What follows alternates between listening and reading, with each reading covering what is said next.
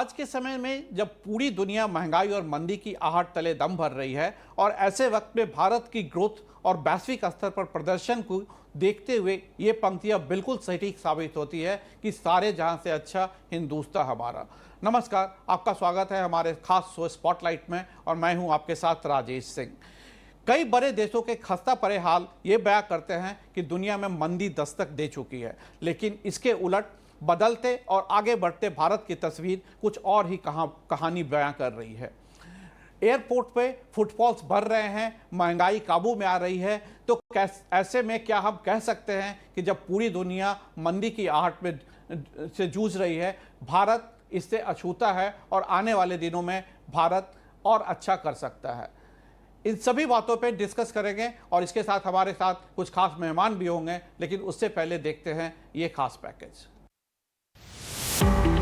मंदी, महंगाई, कंपनियों में छटनियां, सैलरी इंक्रीमेंट पर ग्रहण, इंडस्ट्रियल प्रोडक्शन में कमी, कमजोर डिमांड, ऊंची ब्याज दरें। ये तमाम मुद्दे हैं जो पूरी दुनिया को डरा रहे हैं और मंदी की चपेट में पूरी ग्लोबल इकोनॉमी को लेकर जा रहे हैं। लेकिन इन चुनौतियों के बीच उम्मीद की किरण बनकर उभरा है भारत।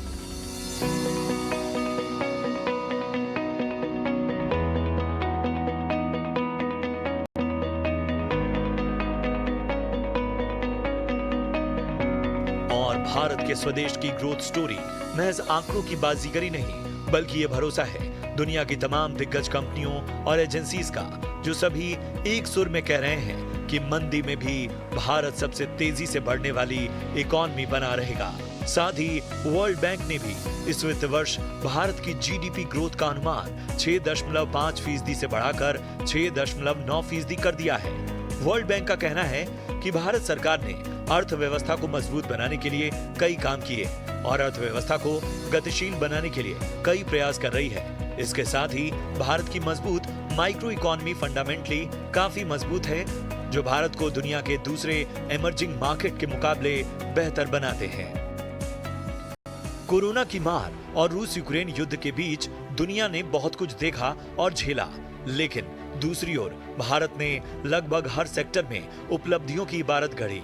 भारत की आबादी का एक बड़ा हिस्सा गांव में रहता है और हाल ही में ग्रामीण इलाकों से डिमांड में जो मजबूती आई है वो भारत की ग्रोथ के लिए संजीवनी का काम कर रही है। वहीं डिमांड सुधरने के साथ साथ रिटेल महंगाई में आई कमी ने भी दुनिया की सबसे तेजी से बढ़ती अर्थव्यवस्था को राहत देने का काम किया है। जो रिटेल महंगाई दर सितंबर में 7.41% थी, वो अक्टूबर में घटकर 6.77% पर आ गई। इसके साथ ही होलसेल महंगाई दर भी करीब 19 महीने बाद सिंगल डिजिट में आ चुकी है। हालांकि ये आंकड़ा रिजर्व बैंक की तय सीमा से ज्यादा है, लेकिन जहां दुनिया की सबसे बड़ी इकोनॉमी अमेरिका भी महंगाई तले दम भर रही है, ऐसे समय में भारत की ये तस्वीर काफी बेहतर नजर आ रही है। किसी भी इकोनॉमी की ग्रोथ के लिए सबसे बड़ा फैक्टर होता है निर्यात के ग्राफ में मजबूती बरकरार रखना। वहीं अगर 2022-23 की पहली तिमाही के दौरान भारत के व्यापारिक निर्यात की बात करें तो यह करीब 22% बढ़कर 117 बिलियन अमेरिकी डॉलर के करीब हो गया, जो कि पहली तिमाही में अब तक का सबसे ज्यादा निर्यात है। पेट्रोलियम प्रोडक्ट्स, इलेक्ट्रॉनिक गुड्स और रेडीमेड गारमेंट्स के निर्यात में शानदार बूम देखने को मिला। हालांकि अक्टूबर महीने में ग्लोबल हालात के चलते निर्यात में थोड़ी कमी जरूर आई, फिर भी भारत की ये रफ्तार भरोसा और हौसला दोनों पैदा कर रही है। इसकी बुनियाद है बम्पर जीएसटी कलेक्शन और न्यू जॉब क्रिएशन की बढ़ती दर। जीएसटी कलेक्शन की बात करें तो अक्टूबर में सरकार का जीएसटी कलेक्शन 1.52 लाख करोड़ रुपए तक पहुंच चुका है, जो कि अप्रैल के बाद सबसे ज्यादा रहा। दूसरी ओर जहां दुनिया भर की बड़ी कंपनियों के कर्मचारियों पर छटनी की तलवार लटकी रही, वहीं भारत में ईपीएफओ ने सितंबर के महीने में 16,82,000 नए सदस्य जोड़े, जो आंकड़ा भारत में जॉब क्रिएशन की तस्वीर बयां करता है। यही वजह है कि दुनिया की एप्पल जैसी दिग्गज कंपनियां भी भारत को मैन्युफैक्चरिंग हब के तौर पर देखने लगी हैं। साथ ही एविएशन, हॉस्पिटैलिटी, सर्विस और ऑटो सेक्टर में भी अच्छा बूम देखने को मिल रहा है। बहरहाल चुनौतियां भारत के लिए भी कम नहीं है, लेकिन इकोनॉमी के लिए ये पॉजिटिव फैक्टर्स मंदी की मार से भारत को बचाने में शॉक ऑब्जर्वर का काम करेंगे। ईटी नाउ स्वदेश। तो सबसे पहले हमारे साथ जुड़ गए हैं राजीव कुमार, जो नीति आयोग के वाइस चेयरमैन रह चुके हैं। राजीव कुमार जी, आपका बहुत बहुत स्वागत है ईटी नाउ स्वदेश पे। राजीव जी, आपसे सबसे पहला सवाल हमारा ये है कि आपने कहा है कि भारत में मंदी का खतरा नहीं है, जबकि पूरी दुनिया मंदी की आहट से जूझ रही है। क्या तर्क है आपका, क्यों आप ऐसा कह रहे हैं? नहीं, मेरा तर्क ये था कि देखिए, रिसेशन तब कहते हैं जबकि 2 क्वार्टर में नेगेटिव ग्रोथ हो, और ऐसी कोई भी संभावना मुझे अपने भारत की अर्थव्यवस्था के लिए नजर नहीं आ रही है। क्योंकि जो भी आप आंकड़े देखें, कोई भी जो अनुमान देखें, तो उसमें ये है कि हमारा 4th क्वार्टर में भी जाकर इस वित्तीय वर्ष का 4.3% या 3%, 3.9% ही ग्रोथ होगी। तो कोई भी संस्था, कोई भी इंस्टीट्यूशन, कोई भी एजेंसी ये नहीं बता रही है कि हिंदुस्तान में नेगेटिव ग्रोथ होने का कोई भी चांस है। इसकी वजह यह है कि हमारे यहाँ निवेश बढ़ रहा है। अगर आप देखें कुछ आंकड़े, जो बैंक्स का जो क्रेडिट की ग्रोथ हुई है वो हमारी बढ़ रही है, कम नहीं हो रही है। साथ में हमारे सेविंग्स भी ग्रोथ में बेहतरी हो रही है। और यही दोनों चीजें हैं, निवेश और बचत, जो कि ग्रोथ को बढ़ावा देती है। तो दोनों चीजें साथ में हो रही हैं। तीसरी चीज ये है कि हमारे यहाँ इतने सारे अब नए स्टार्टअप्स लग रहे हैं, इनमें एक नई ऊर्जा है। और ये जो है वो जो हमारे जो नौजवान हैं, तो नवयुवक हैं, वो इसको आगे तेजी से बढ़ा रहे हैं। तो उसमें भी हमें जो है वो आर्थिक व्यवस्था को गति प्राप्त होगी उससे भी। और सबसे बड़ी चीज ये है कि हमारा जो लेबर फोर्स है वो इतना अभी यंग है, और वो किसी भी तरह से काम करने के लिए इच्छुक है और कर रहा है। और क्योंकि उसकी ग्रोथ हो रही है अभी भी, तो मुझे नहीं लगता कि इन सब चीजों को देखते हुए हमारी आर्थिक गति में ऐसी कमी आ जाएगी कि हम रिसेशन में चले जाएंगे। जी राजीव जी, आप ठीक कह रहे हैं कि हमारे यहाँ रिसेशन या निगेटिव डिफ्लेशन का कोई खतरा नहीं है। लेकिन जब इन्फ्लेशन बढ़ रही है, पूरी दुनिया में महंगाई बढ़ रही है, भारत में भी महंगाई बढ़ रही है, ट्रेड डेफिसिट भारत का बहुत ज़्यादा बढ़ रहा है, रुपया दिन पर दिन कमज़ोर होता जा रहा है, ये कितना बड़ा संकट है भारत के लिए और इसका कितना असर होगा हमारी ग्रोथ पे? देखिए, जहां तक महंगाई का सवाल है, वो तो आपने देखा कि अभी जो लेटेस्ट आंकड़े आए हैं उसमें इन्फ्लेशन 6% से भी घटकर शायद 5.34 रह गया है, इस तरह से। तो वो हमारी जो अपेक्षा है, जो हमारा टारगेट है 4% इन्फ्लेशन का, उसकी तरफ अग्रसर है। और ये उम्मीद की जा रही है कि अगले वित्तीय वर्ष की पहली तिमाही में हमारा जो इन्फ्लेशन है, हमारी मुद्रास्फीति जो है वो शायद 7.5% रह जाए। तो इतना बड़ा इन्फ्लेशन का खतरा हमारे अभी नहीं है। और जैसे जैसे हमारी ये सप्लाई प्रॉब्लम्स बेहतर होती जाएंगी, और हमारा भगवान चाहेगा तो ये लड़ाई जो चल रही है तो वो भी समाप्त होगी, तो जैसे कि तेल के दामों में बढ़ोतरी नहीं होगी, तो हमें इन्फ्लेशन का सप्लाई साइड से कोई डर नहीं है। राजीव जी, जैसा कि आपने कहा कि क्रूड जो है ये हमारे लिए एक बहुत बड़ा डेंजर है और इससे हमें निपटने के लिए काफ़ी सबक लेना होगा। लेकिन भारत इलेक्ट्रिफिकेशन की तरफ भी बढ़ रहा है। हमारी एनर्जी क्राइसिस को हम क्रूड से हटाकर सोलर पे या विंड एनर्जी पे ट्रांसफर करने का कोशिश कर रहे हैं। इन सब का आने वाले दिनों में हमें कितना फायदा मिलेगा?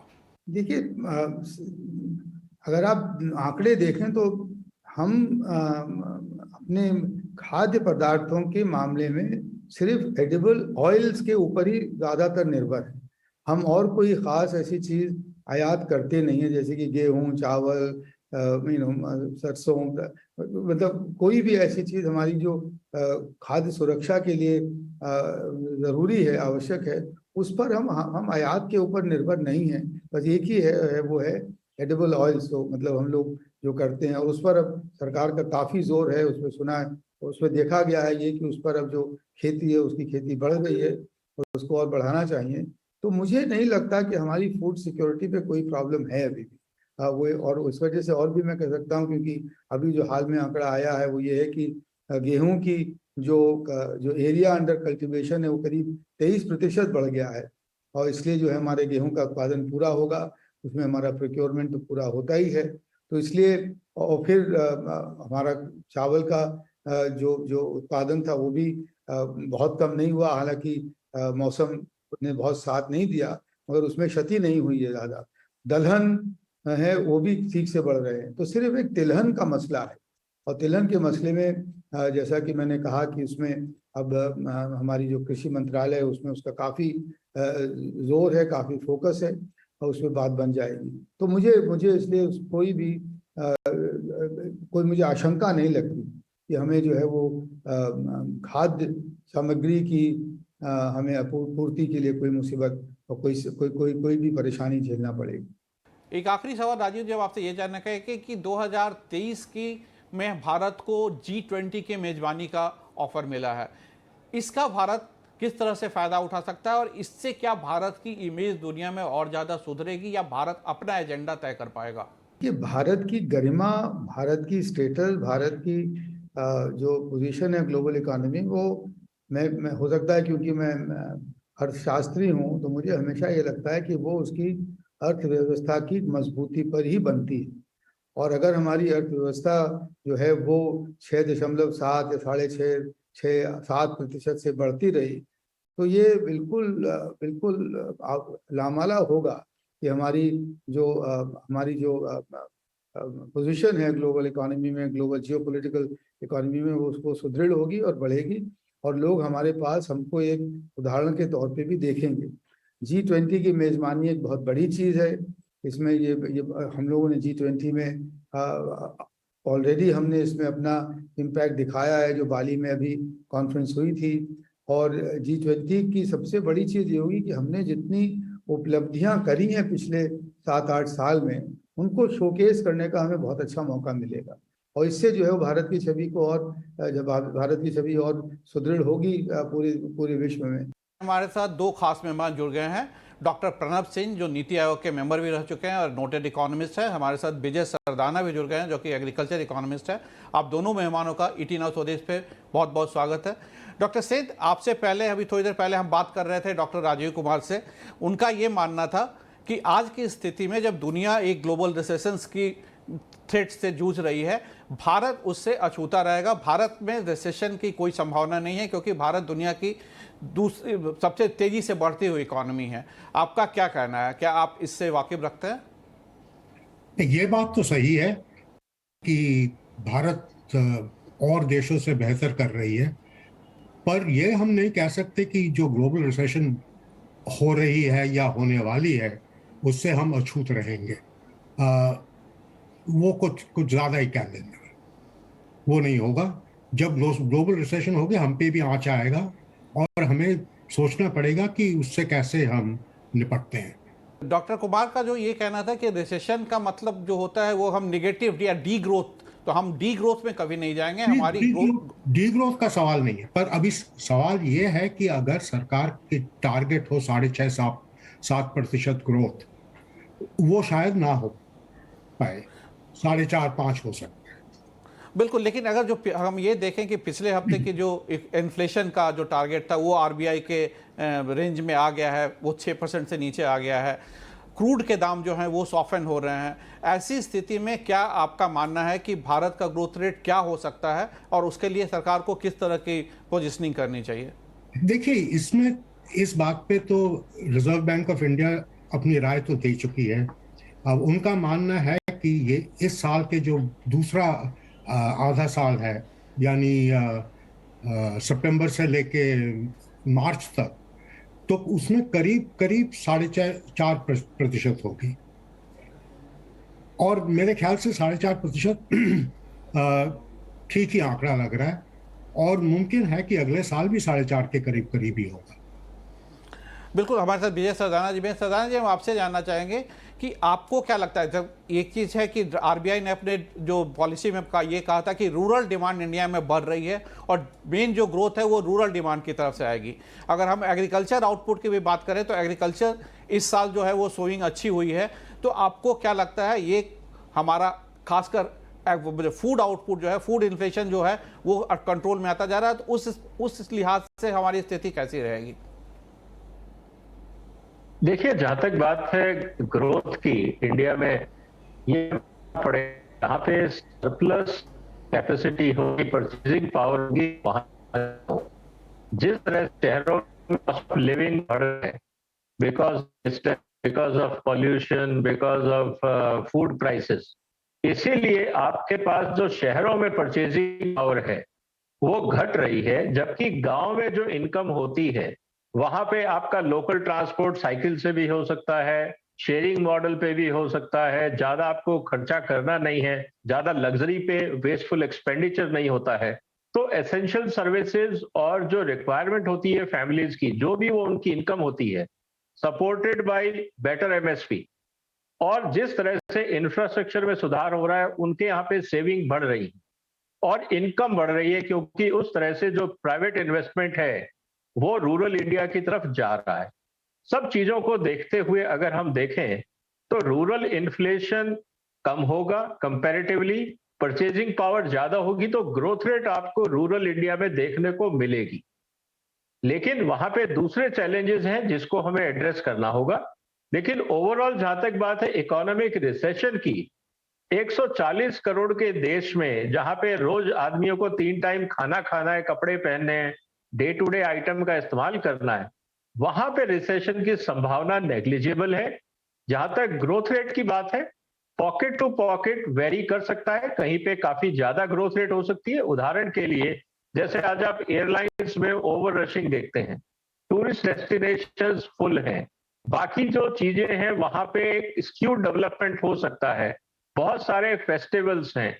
तो season to season, location to location आपको ग्रोथ रेट में और परचेजिंग पावर में फर्क दिख सकता है, लेकिन रिसेशन की कोई उम्मीद अभी भारत के किसी कोने में नहीं दिख रही। बिल्कुल आपने ठीक कहा, भारत जैसे देश में जहां पे 140 करोड़ का पॉपुलेशन, रिसेशन नहीं हो सकता है। डॉक्टर सेन, हम आपके पास आना चाहेंगे, क्या आपको ये लगता है कि अगर हम देखें कि शहरों में देखिए लग्जरी कार्स की डिमांड बढ़ रही है, एयरपोर्ट्स पे फुटफॉल्स बढ़ रहे हैं, दिल्ली का ये हाल हो गया है कि कंट्रोल नहीं कर पा रहे हैं हम, इतनी ज़्यादा बढ़ रही हैं, ट्रैवल डेस्टिनेशंस की अगर हम बात करें तो होटल सारे ओवर बुक्ड हैं, तो इन सब चीज़ों को देखते हुए क्या आपको लगता है कि क्या हमारी ग्रोथ 4-4.5% पे क्यों सिमटेगी, ये ज़्यादा और क्यों नहीं हो सकती है?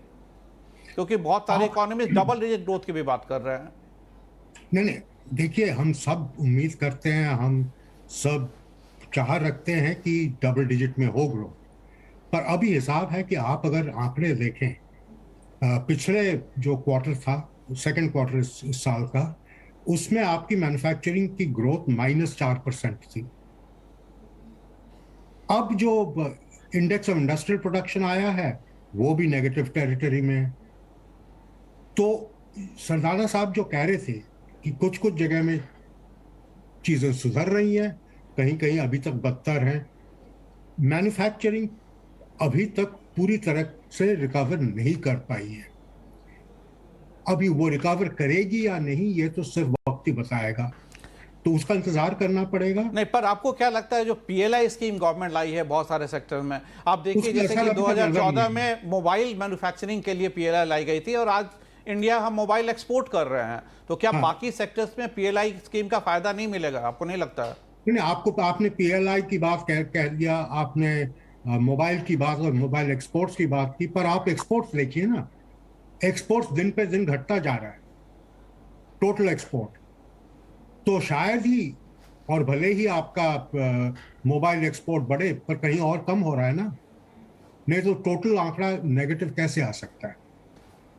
नहीं, वो आपने सीख कहा, पर टोटल एक्सपोर्ट हमारा घटने के ग्लोबल कारण भी हो सकते हैं, उसके लिए हाँ मैंने तो वही शुरू किया था ना, ये ग्लोबल रिसेशन जो हो रही है उसका आंच हम तक पहुंचेगा, और हमें ये नहीं मानना चाहिए कि हमें उससे कोई फर्क नहीं पड़ता है।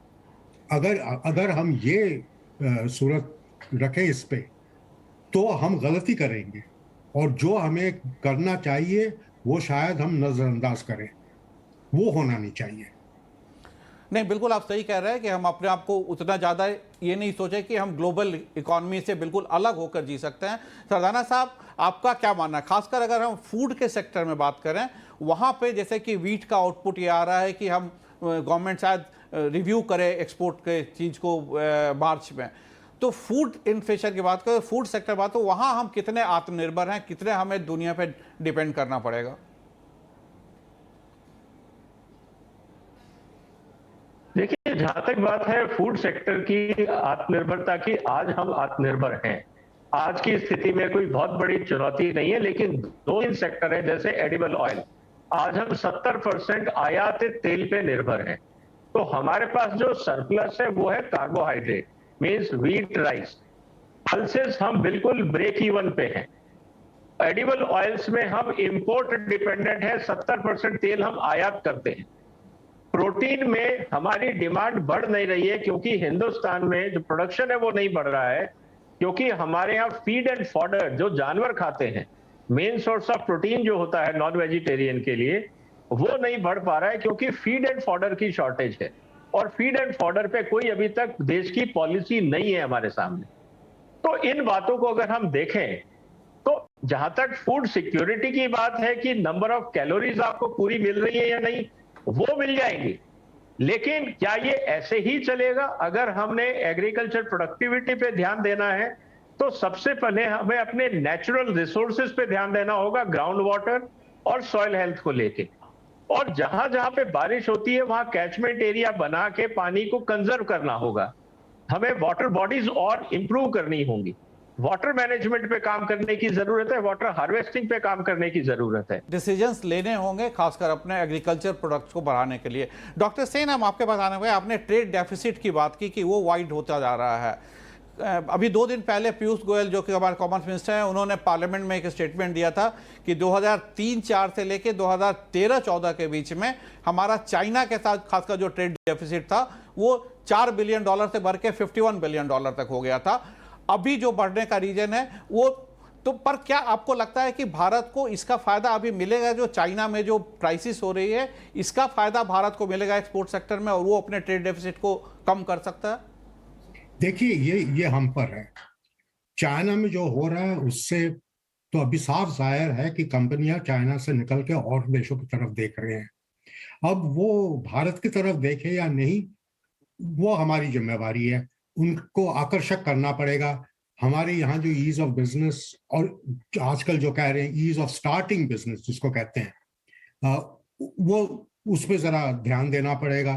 नहीं तो जो हो रहा है, जो बीच में हो चुका है, और देश जैसे वियतनाम, थाईलैंड, इंडोनेशिया, वहां ज्यादा चली जा रही है और हमारे यहाँ कम आ रहा है। तो इस पे हमें मेहनत और करनी पड़ेगी अगर हम फायदा उठाना चाहे तो। पीएलआई स्कीम जो आ रही हैं, इस पे एक अच्छा डायरेक्शन, क्योंकि पीएलआई स्कीम आने के बाद आप देखिए तो चिप मैन्युफैक्चरिंग में फॉक्सकॉम का इन्वेस्टमेंट आया है, एप्पल ने अपना सेटअप इंडिया में सेटअप लगा रहा है। तो इन सभी चीज़ों से फायदा हो रहा है या कुछ और नए तरह के पॉलिसी डिसीजंस आप रेकमेंड करना चाहेंगे? देखिए, ये तो आप सिर्फ एक सेक्टर की बात कर रहे हो। और आप अगर चिप मैन्युफैक्चरिंग की बात करें, आप हिंदुस्तान में आप कह रहे हो हाँ चिप मैन्युफैक्चरिंग नए प्लांट लग रहे हैं। आप जरा देखिए कि वियतनाम और थाईलैंड में और मलेशिया में क्या हो रहा है। तो ये मौका है। हमें ये नहीं कहना चाहिए कि भाई 3 चिप मैन्युफैक्चरर्स यहाँ की तक देख रहे हैं तो हमारे लिए वो बहुत है। बिल्कुल, हमें बिल्कुल सभी सेक्टर में देखने की जरूरत है। ये इतना कंफर्ट जोन में ना जाना बेहतर है और प्रयास किए जाना चाहिए। बिल्कुल, आपने सही कहा। मैं अदर सेक्टर्स में देखें। सरदाना साहब, एक आखिरी सवाल आपसे ये जानना चाहें कि एग्रीकल्चर सेक्टर में एक्सपोर्ट की संभावनाएं कितनी है? क्या हम वहां पे एडवांटेज ले सकते हैं, अपने एक्सपोर्ट को बढ़ा सकते हैं? देखिए, इस समय दुनिया भर में जो एग्री एक्सपोर्ट है उसमें क्वालिटी स्टैंडर्ड बहुत तेजी से बदल रहे हैं। और एग्रीकल्चर एक्सपोर्ट, अगर आप एक्सक्लूसिवली एग्रीकल्चर एक्सपोर्ट पे फोकस करते हैं तो वो सस्टेनेबल नहीं होता है, क्योंकि अंतरराष्ट्रीय बाजार में प्राइसेस बहुत फ्लक्चुएट होते हैं। आपको डोमेस्टिक मार्केट को स्ट्रेंथन करना होगा अगर आपको एग्रीकल्चर एक्सपोर्ट बढ़ाना है। स्ट्रॉन्ग डोमेस्टिक मार्केट पे ही आप स्ट्रॉन्ग एक्सपोर्ट बिल्ड कर सकते हैं। और डोमेस्टिक मार्केट में सबसे बड़ी हमारी प्रॉब्लम है क्वालिटी और एडल्ट्रेशन। भारत सरकार की तरफ से अभी फूड एडल्ट्रेशन पे कोई एक्शन प्लान नहीं बना है। बहुत कुछ प्रोडक्ट, कहने को डेटा में आप कह सकते हो कि एडल्ट्रेशन कम है, लेकिन आप और हम कॉमन मैन जानता है कि क्वालिटी ऑफ फूड जो हमें मिल रहा है वो क्या है। हमारे यहाँ पे बहुत सारा काम करने की जरूरत है फूड क्वालिटी और फूड एडल्ट्रेशन को कंट्रोल करने के लिए। बिल्कुल, आपने सही कहा। डॉक्टर सेन, एक आखिरी सवाल आपसे कि नए साल में हम आने वाले हैं, आपको क्या लगता है कि नए साल में कैसी रहेगी दुनिया की इकोनॉमी? क्योंकि रिसेशन का थ्रेट तो जा रहा है। पर इन सभी चीजों को देखते हुए आपको क्या लगता है कि भारत कहां स्टैंड करता है, और क्या G20 अभी जो हो रहा है इसके एजेंडा में अगर हम कुछ नए चीज को जोड़ पाए, उससे भारत को कितना फायदा मिल सकता है? देखिए, भारत को तो बहुत फायदा मिलेगा, इसका कोई सवाल नहीं। पर आपको जो मुद्देनजर रखना चाहिए वो ये है कि जब पूरा ग्लोबल इकोनॉमी रिसेशन पे भले ही ना जाए तो स्लो डाउन तो करेगी, और सबका नजर हमारे तरफ होगा, तो आपके यहाँ हिंदुस्तान में जो इंपोर्ट से कंपटीशन होने वाली है वो बढ़ेगा। अब हम इंपोर्ट ड्यूटी लगा सकते हैं और इंपोर्ट को हम रोक सकते हैं, पर वो सही तरीका होगा या कुछ हमें और तरीका निकालना है, इस पे जरा गौर करना है। बिल्कुल, आपने सही कहा कि आने वाले दिनों में हमें कंपटीशन झेलना होगा। ग्लोबलाइज्ड वर्ल्ड में हम प्रोटेक्शनिज्म से नहीं जी सकते हैं। आप दोनों मेहमान का ET Now स्वदेश पे जुड़ने के लिए बहुत बहुत धन्यवाद। अगले हफ्ते स्पॉटलाइट में हम आएंगे किसी नए मुद्दे के साथ, किसी नए टॉपिक पे। तब तक के लिए नमस्कार।